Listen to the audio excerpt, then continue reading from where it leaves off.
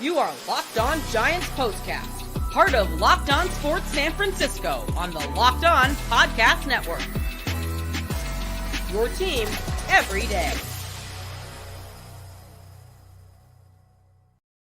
Yo, what's up, everyone, and welcome back to the Locked On Giants Postcast. I'm your host, Eric Triple E Engel. You may know me as the former producer for the Murph and Mac Morning Show on KMBR. And today, the San Francisco Giants pulled out a win in the final game of the homestand, 3-2 over the Arizona Diamondbacks. My brain's already in football mode.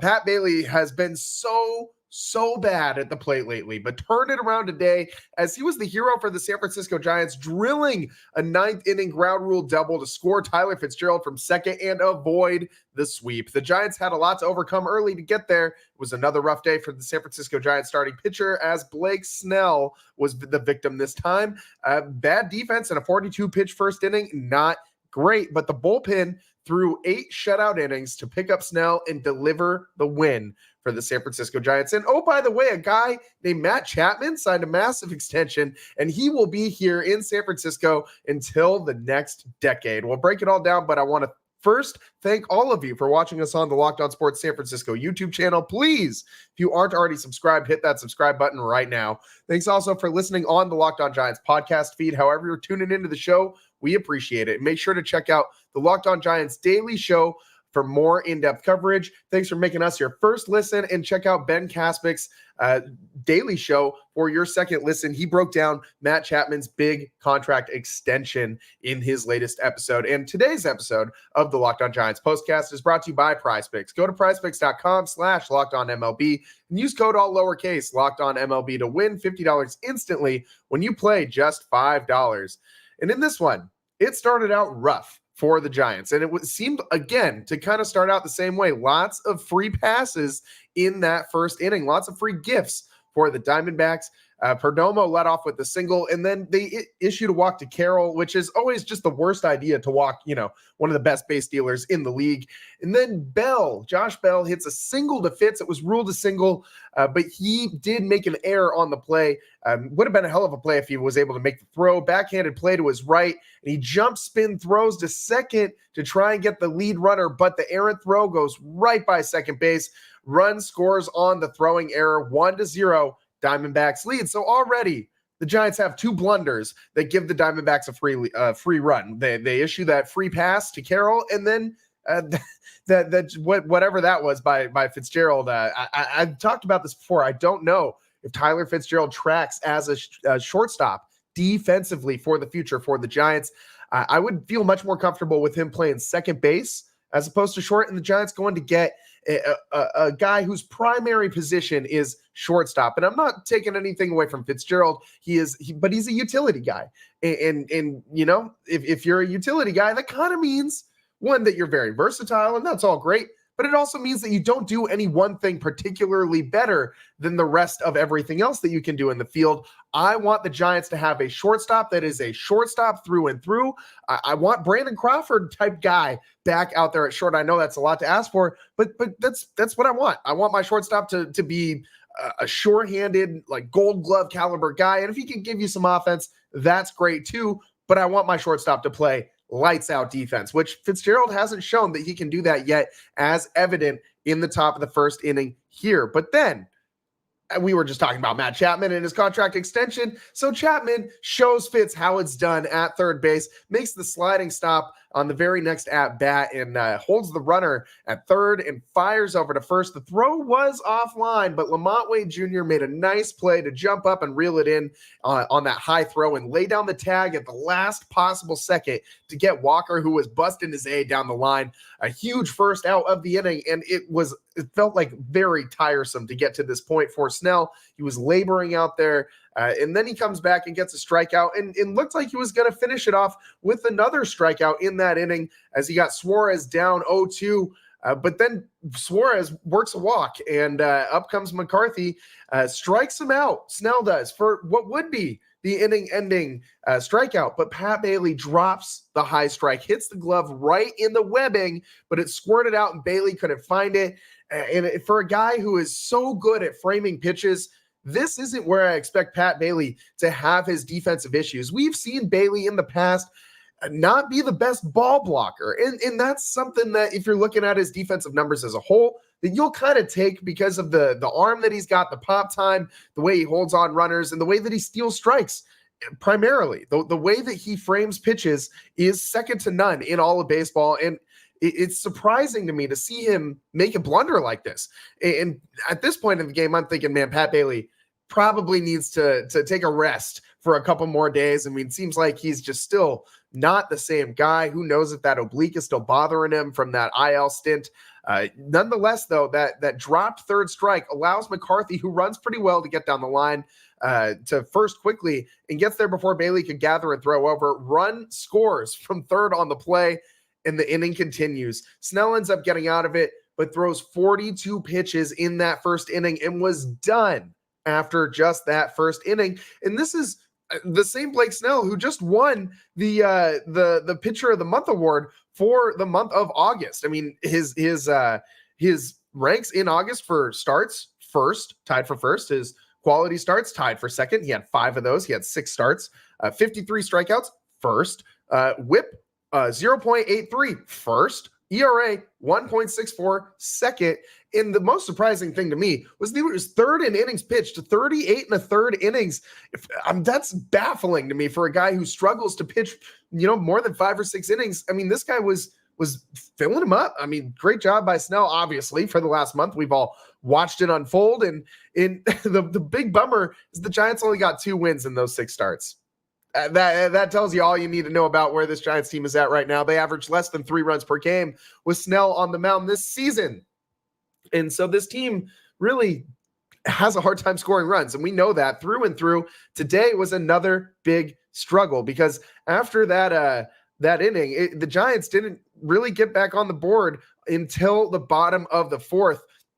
And Landon Roop came in to replace Snell. And we'll get into his day a little bit later on in the show. I thought Roop showed a lot of great stuff today. A guy that I think can track as a starter for the future for the San Francisco Giants. We'll get into what he did successfully out there on the mound. But a pretty good day for Roop and the bullpen as a whole, who held the Diamondbacks to, I think, 2 hits for the rest of the game. Scoreless, did not score. Yeah, just 2 hits for the Diamondbacks for the rest of this one. After Snell comes out, they only walked 3 guys and they struck out 12. So, I mean, that's an awesome strikeout to walk ratio, 12-3, only giving up 2 hits and 0 runs over 8 innings of work. That is top tier bullpen type stuff. So in the bottom of the 4th, the Giants tied it up. Conforto, a leadoff single. Chapman then doubles, his 34th of the season. And the Giants have runners at second and third with nobody out.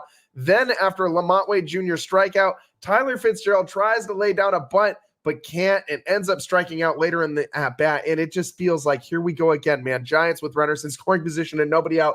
And they're just going to strike out. Every single guy is just going to come up and strike out. But Pat Bailey comes up in the bottom of the 4th and slaps a blooper single into shallow left field, scores both runners with Chapman, who runs pretty well at second, and with the runners moving on contact with 2 down, both runners score. Giants tie it up at 2-2. And man, this felt like such a massive hit for the Giants. And that is so indicative of how much this team is struggling, because this one little bloop single just felt like the weight of the world had been lifted off of Patrick Bailey. And it gave you a preview of what was yet to come, because Pat Bailey then comes up in the 9th inning. And after a leadoff single, by Tyler Fitzgerald, who then steals second base, Pat Bailey hits one back to the left side of the field. And this one, I'm not to say he got all of it, but he got a lot of that one. It's harder than I've seen Pat Bailey really hit a ball in a long time. And he smashed a ground rule double on a fly ball to left center. It was 101.4 miles an hour off the bat, went 361 feet in the air. So not quite that home run distance, but didn't need to be in this situation. Just needed to get that ball into the outfield over the outfielder's head. And that run was for sure going to score. And that absolutely was enough to give the Giants the win today. And wow, for Pat Bailey, what a turnaround from a guy who has just been struggling so bad at the plate. I mean, in the homestand, he's been doing better. He was 3 for 5 this homestand coming into this one. or 3 for 15, 2 for 5 in this series, 3 for 15 in this homestand. So a little bit better in this Diamondback series with the 2 hits today, and makes the homestand batting average look not too terrible. And same with those RBI numbers, as Pat Bailey generates all 3 RBIs for the Giants today, but he did cost them a run earlier in this game. So Pat Bailey makes up for his blunder and delivers the win for the Giants. We got to take a quick break. But on the other side, I want to talk more about a lot of things that I saw from this Giants bullpen today. We also got to talk about how bad the Giants were on offense. I mean, I feel like we're obligated every day to bring you the runners in scoring position stats, and we'll do that a little later on as well. Thanks for tuning in. I'm your host, Eric Triple E Engel. We'll be right back. Today's episode is brought to you by PrizePicks. PrizePicks is America's #1 daily fantasy sports app with over 5 million active members. I promise I'll get this read out.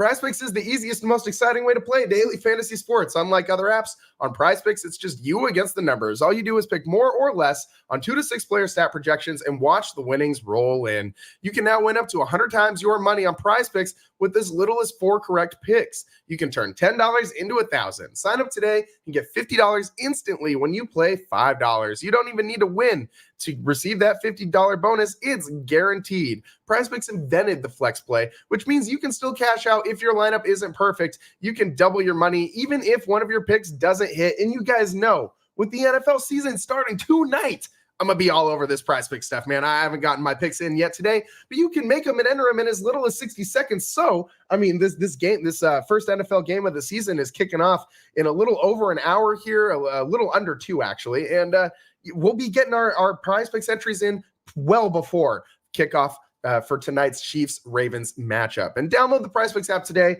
Use code LOCKEDONMLB and get $50 instantly when you play $5. That's code LOCKEDONMLB on PrizePicks to get $50 instantly when you play just $5. You don't even need to win to receive the $50 bonus. It's guaranteed. PrizePicks, run your game.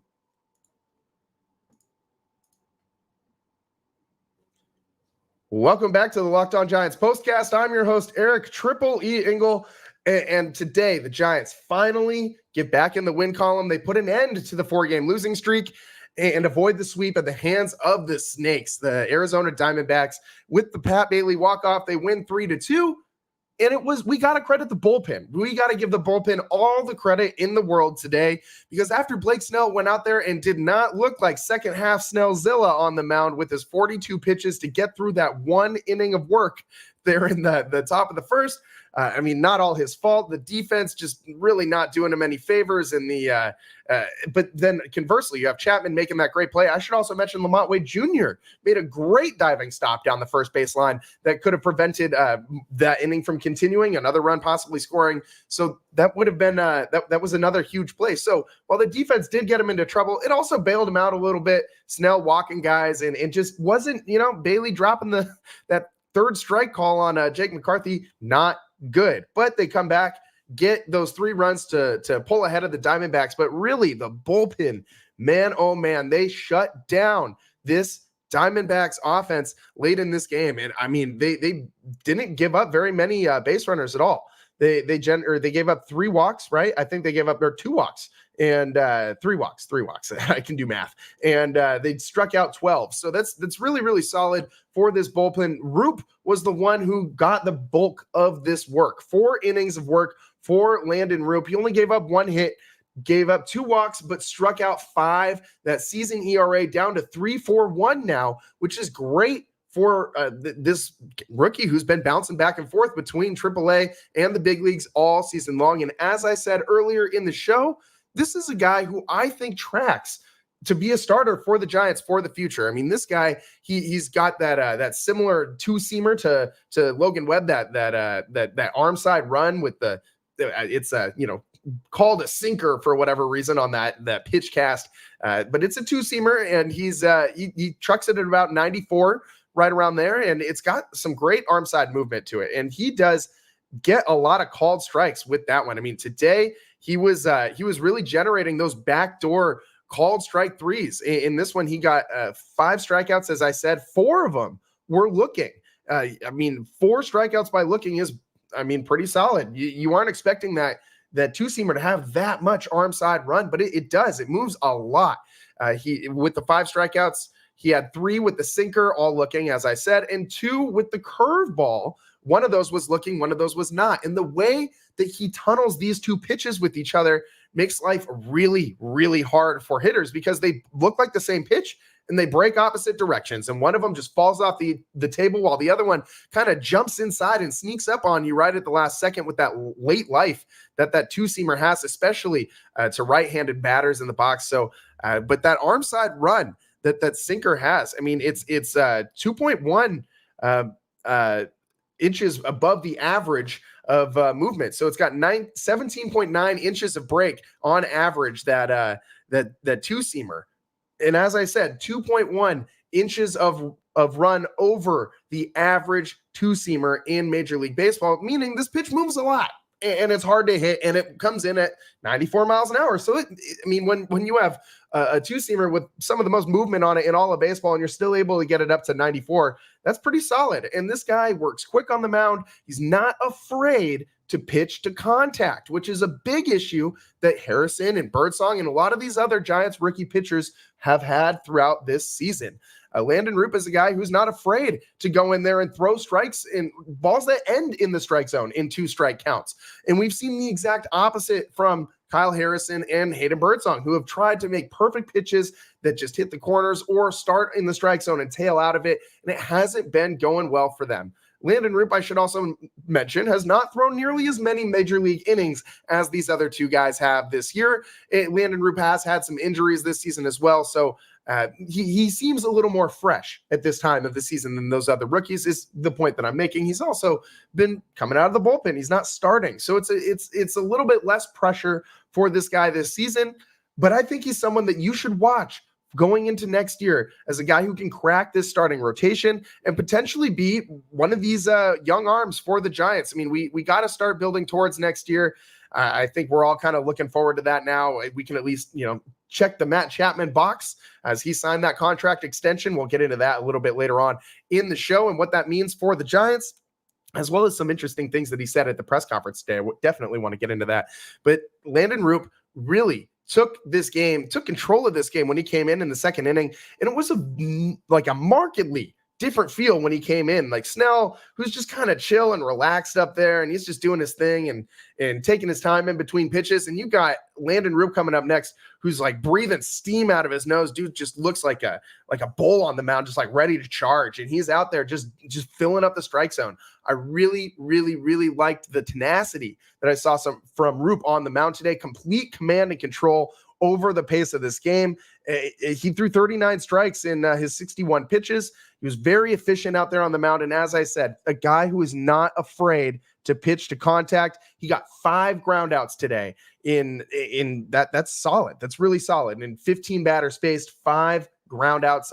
That's a third of your batters that you're facing ending in that situation. So that's really solid. It's not Logan Webb numbers, but it's very, very, very solid. And he wears number 65 and Webb's number 62. So if you kind of like reorient that too, it kind of looks like a 5, you know what I mean? So maybe this guy could be kind of like we thought Keaton Wynn was going to be like mini Logan Webb. Maybe this is going to be mini Logan Webb, although there's nothing that mini about Landon Roop, as he's like 6'2" and 205. So he's a big dude out there on the mound out of UNC Wilmington.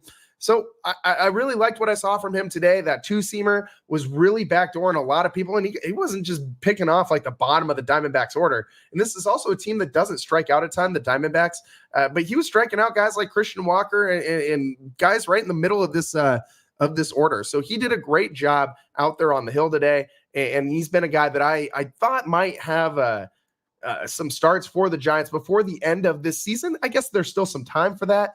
But with all the injuries that he had in the middle of the season, it kind of derailed what the Giants had planned for him a little bit in this 2024 season. So, but a guy that I think is really fun to watch. I think that two-seamer, how fast he works and how often he's getting these ground balls is going to play really well into how this Giants defense is set up going into next year with Matt Chapman coming back, and that makes guys like Logan Webb happy, and some of these other ground ball pitchers that they have on the roster like Landon Roop. And Webby retweeted the Chapman news, or he posted it on his Instagram last night with the caption LFG, which I cannot explain what that means, but if you know. And if I like my job, I don't want to lose my job by explaining what that 4-letter word in the middle of that acronym means. Anyways, so he's pretty stoked. I think it's safe to say we all know Logan Webb is pretty happy about Matt Chapman returning. So let's talk about it. Matt Chapman coming back to the San Francisco Giants, signs a massive extension to keep him here until 2030. We'll get into that on the other side of the Locked On Giants postcast. I'm your host, Eric Triple E Engel. We'll be right back. Today's show is sponsored by Ibotta, and it's summertime. We're wrapping up summertime, which means it's barbecue season, football season. We're still got some baseball going on, so you got to go stock up on all of your grilling favorites and earn cash back on every purchase when you use Ibotta. So you won't have to choose between burgers or hot dogs. You can get both, and maybe some dip too to go with that. Ibotta is a free app that lets you earn cash back on every thing that you shop for every time that you shop for it. Earn on hundreds of items from groceries to beauty supplies, even toys, so you can make sure you're beating inflation no matter what you're purchasing. The average Ibotta user earns $256 per year. That could cover the cost of an entire shopping trip, that flight you've been eyeing, or the fancy dinner you've been craving. Other apps give you points that don't amount to much. With Ibotta, you earn cash back that you can withdraw into your bank account, PayPal, or gift cards directly. Simply add the offers in the app, upload your receipt, and voila, the money is yours. You can save on over 2,400 brands and shop at over 1,000 retailers, including your favorite grocery stores, Lowe's, Macy's, Sephora, Best Buy, and more. It's time you join the over 50 million users who use Ibotta to earn cash back every time they shop. Right now, Ibotta is offering our listeners $5 just for trying Ibotta by using code LOCKEDONMLB when you register. Again, that's code LOCKEDONMLB when you register. Just go to the App Store or Google Play Store and download the free Ibotta app and start earning cash back using code LOCKEDONMLB. That's IBOTTA in the Google Play or App Store, and use code LOCKEDONMLB. Welcome back to the Locked On Giants postcast. I'm your host, Eric Triple E Engel. Today, the Giants with a walk-off win 3-2 over the Diamondbacks, and Pat Bailey delivers. This guy has been down so bad lately after such a hot start at the dish to the season for Bailey. His batting average dipped all the way down to around 230 before he drove in all three of these runs today, went 2 for 4 at the dish. That OPS not looking so great over the season total, 634. But today, Pat Bailey does it. And I was really encouraged by seeing him actually be able to barrel up a ball, hence his nickname, Patty Barrels. But I'm really encouraged by that, because his oblique injury, I was wondering if it was still lingering, the way he was unable to really generate much torque at the plate and power behind his swings. And that swing looked just fine to me. So that's a good sign from Pat Bailey, who got the Giants in some hot water earlier today after he dropped a called third strike, or a swung through third strike that he dropped, allowed McCarthy to score, not score, but allowed McCarthy to get down the base and safe at first, allowed the runner from third to score on the play for what should have been the third out of the inning in that first inning, and continued it. Ultimately part of Blake Snell's downfall in this one before the Giants were able to come back, and Pat Bailey lifted them to this win with all 3 RBIs. But really, the biggest story right now in San Francisco Giants land is Matt Chapman signs a 6-year, $151 million extension that keeps him in a Giants uniform through the 2023 season. So Matt Chapman we can officially check one thing off the to-do list for the offseason, because this guy was, if they didn't get him back, I don't know what they would have done. He owns a six WAR, according to Baseball Reference. You know, you got Fangraphs and you got Baseball Reference, the two different WAR websites, or websites that are most frequently referenced when calculating WAR. So his 6 Baseball Reference WAR in 136 games this season is tied for the 3rd best in the National League, only behind Ohtani and Lindor. So Chapman's best season WAR-wise was a 7.8 in the 2019 season. So he's having a really great year. It's not a career year for Chapman, but this is just who this guy is. I mean, he's generated a ton of extra base hits for the Giants. As I said, got his 34th double of the season. He's got 22 home runs, which, by the way, is the most by a Giants third baseman since Sandoval hit 23 in 2011. So, I mean, this could be something to build on for the future, for sure, because Chapman's going to give you that power at third base that you really haven't had in about a decade, maybe more.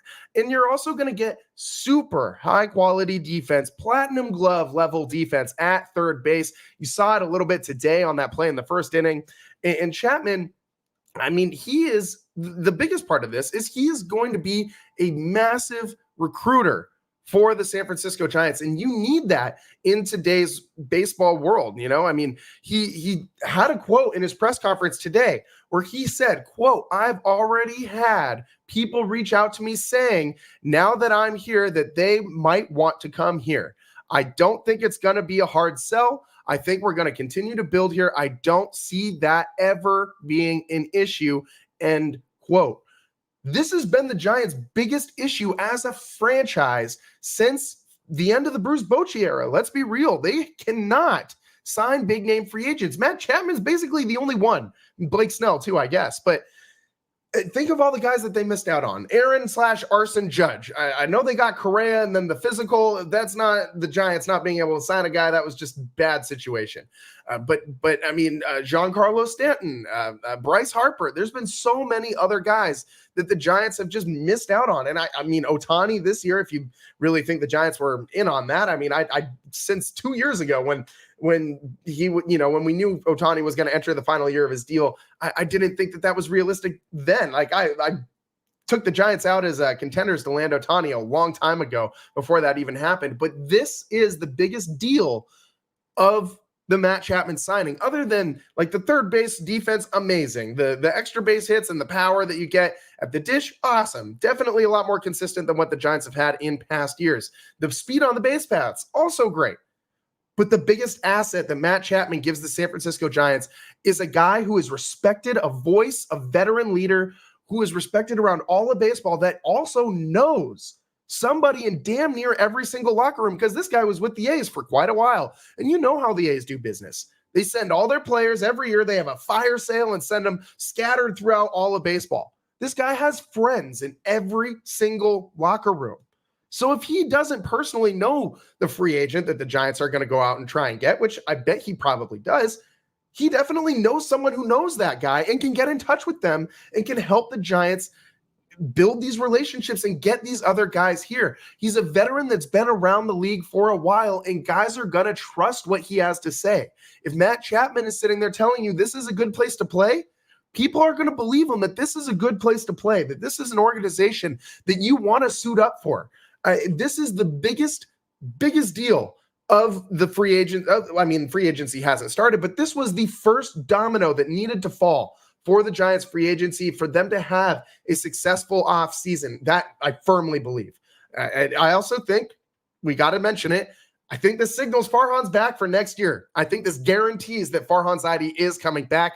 I don't think that a guy who is about to get canned is going to be offering, 6-year, $151 million extensions. So if you're in the Farhan Zaidi camp, if you're in the fire Farhan camp, then this move, it might be a little bittersweet for you, because I think the signals that Farhan is absolutely coming back next year. And who knows? We'll see. Matt Chapman, as I said, is the first domino that I think needed to fall in this free agency deal. I mean, think about it. I have compared him to Andre Iguodala in the Warriors kind of timeline, when they had all these young prospects, all these budding young stars, and they went out and they got a veteran who was respected around the league and could play high-level defense in the back nine of his career and help recruit guys to come. And that's exactly what Matt Chapman is to the San Francisco Giants. He could be a perfect bridge from the old guard into the new guard. The only issue with this comparison is the San Francisco Giants don't have a clear-cut Steph Curry on their roster as far as all the young guys go. But don't forget, Steph wasn't always Steph. We didn't know that Steph was going to be Steph. Even when his first couple years in the league, it was, are these ankles going to hold up and all these other questions. So don't give up on a guy like Elliot Ramos or Tyler Fitzgerald being able to really turn into the real deal. I mean, both of these guys are solidified like guys at the major league level. They're going to be mainstays, like cornerstones of this team going forward. But these guys could still take more steps forward and become perennial all-stars that are top tier players in Major League Baseball. That is still a possibility. So I'm not saying that any of these guys are going to be the Major League Baseball equivalent of Steph Curry. I'm not saying that. But I'm saying that there's still a lot to like with this youth movement. We still don't know exactly what these young guys are going to pan out to be. But you're giving them the best shot to take more steps forward and have a competitive team next year, because you got a guy like Matt Chapman who's going to, one, help these young guys develop, especially in the field, which God knows the Giants' young crop of infielders desperately need to get better on the defensive side of the ball. But also he's going to be an ambassador for your franchise and a recruiter to go get other players that can come here and help you get back to the playoffs. So that's what you really want. You want to get back to the playoffs, and the Giants, they're not doing that this year. Even though they did get this 3-2 walk-off win over the D-backs and avoid the sweep, they're still 3 games under 500, sitting at 69-72. And 69, man, I want to sit here and make all the 69 jokes, but it's not that nice when you're in September and you just get to win 69. So, on that note, that's all the time that we got for you guys today. A nice win for the Giants to avoid the sweep. In day baseball is always fun. I don't really care what time of year it is, what the team's record is, but that day baseball game just, it's vibes, man. It just makes me feel like a kid again. Like I want to like ditch school and like go out to the yard, even though I don't have school and this is my job to do this show. But anyways, it makes me feel like I want to go play hooky and eat a slice of Tony's pizza out at the yard and sit in the sun and have a day, man. And that's exactly what day baseball is. And even though the Giants are terrible, and I say every other day, I can't wait for the season to end so that I can stop hating this team so much. I'm still going to be sad the second baseball season ends, because I just love baseball so much, man. It hands down is just such a vibe and such a regular part of everyday life for the majority of the year. I mean, the season is so long, and it's just like that comfort that you have. You got like a comfort show. Like I used to watch The Office all the time when I was in high school as like my going to sleep show. And when I would get anxious or whatever, and I just kind of want to check out from life, that's the show I would just put on, because I'd seen every episode a million times. And I could like practically recite it all. I have watched that show way too many times for one lifetime. And baseball is kind of the same thing. It's that companion that stays with you all through the year or most of the year. And it's something that we can just expect is just going to be there every day. And it's like that little thing that's just with you all the time. And I'm going to be sad when it's done at the end of this month and the Giants aren't playing in October. But we can still enjoy some day game wins and some Pat Bailey walk-offs and some nice outings from the bullpen and Landon Roop. And that is absolutely something that you can put in your memory bank and say, hey, maybe this guy can be something for the Giants in the future. Roop had a really nice day today. The whole bullpen as a whole did. 8 innings pitched, only gave up 2 hits, no runs, 12 strikeouts. Super, super solid day. And it wouldn't be a Locked On Giants postcast if I didn't tell you Giants went 2 for 14 with runners in scoring position today, and we're really, really, really bad at advancing runners, leadoff runners, and they just spoiled so many situations that they had earlier in this one to not have to make it a walk-off win, but they got it done at the end of the day. So with that, that's all the time that we got for you guys today here on the Locked On Giants postcast. I am your host, Eric Triple E Engel. We'll see you next time. Peace.